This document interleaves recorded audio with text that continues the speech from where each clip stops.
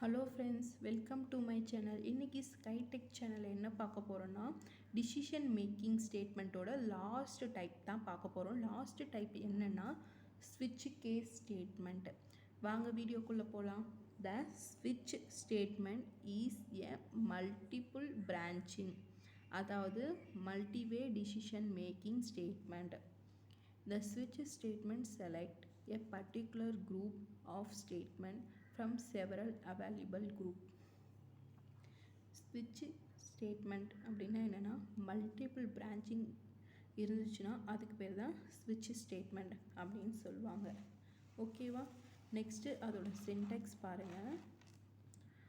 சின்டெக்ஸ் ஸ்விட்ச் expression case 1ல் ஒரு கான்ஸ்டன்ட் கொடுக்குறோம். கான்ஸ்டன்ட் 1ன்னு வச்சுக்கோங்க. ஸ்டேட்மெண்ட் 1 நெக்ஸ்ட்டு பிரேக் பண்ணுறோம். நெக்ஸ்ட்டு கேஸில் கான்ஸ்டன்ட் 2, நெக்ஸ்ட்டு வந்து ஸ்டேட்மெண்ட் 2 பிரேக்கு. இந்த மாதிரி நிறைய போயிட்டே இருக்கும். லாஸ்ட்டாக வந்து டிஃபால்ட்டு ஸ்டேட்மெண்ட்டு. இங்கே ஓப்பன் பண்ணுறாங்க, இங்கே க்ளோஸ் பண்ணிக்கிறாங்க. இதுக்கு எக்ஸாம்பிள் பாருங்கள். இது என்ன எக்ஸாம்பிள்னா, 3 வேரியபிள் வாங்கிக்கிறோம். 3 வேரியபிள் என்ன பண்ண போகிறோம்னா, ஆட் பண்ண போகிறோம், சம் பண்ண போகிறோம், மல்டிப்ளிகேஷன் பண்ண போகிறோம்.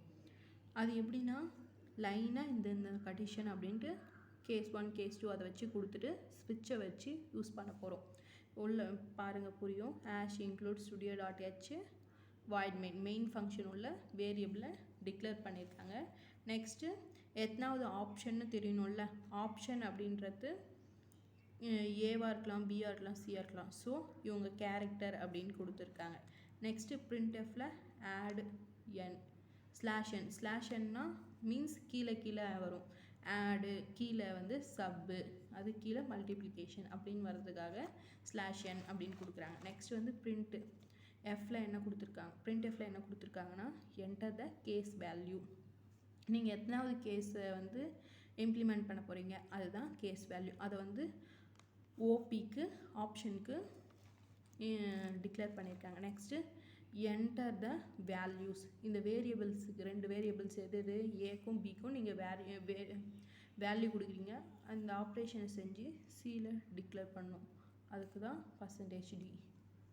நெக்ஸ்ட்டு பாருங்கள்.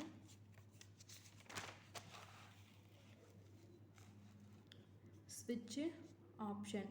நெக்ஸ்ட் வந்து ஓப்பன் பண்ணிவிட்டு கேஸில் ப்ளஸ் பண்ணுறாங்க. C equal to A plus B close பண்ணி இங்கே கொட்டேஷன் வச்சுட்டு பிரேக் பண்ணிடுறாங்க. இதோட இந்த கண்டிஷன் ஓவர். நெக்ஸ்ட்டு மைனஸ் சப்புக்கு வந்து C equal to A minus B break. இதோட இந்த condition over. Next C equal to A star B break. இதோட இந்த கண்டிஷன் ஓவர். இப்போ ரிசல்ட்டில் என்ன ஆகணும்னா, printf result equal to %d. சியில் என்ன வேல்யூ இருக்கோ அதுதான் இங்கே பிரிண்ட் பண்ணணும்னு சொல்லியிருக்காங்க. நெக்ஸ்ட் இங்கே பாருங்கள். /n கொடுத்ததுனால இந்த மாதிரி வந்திருக்கு. Plus add minus sub star multiplication.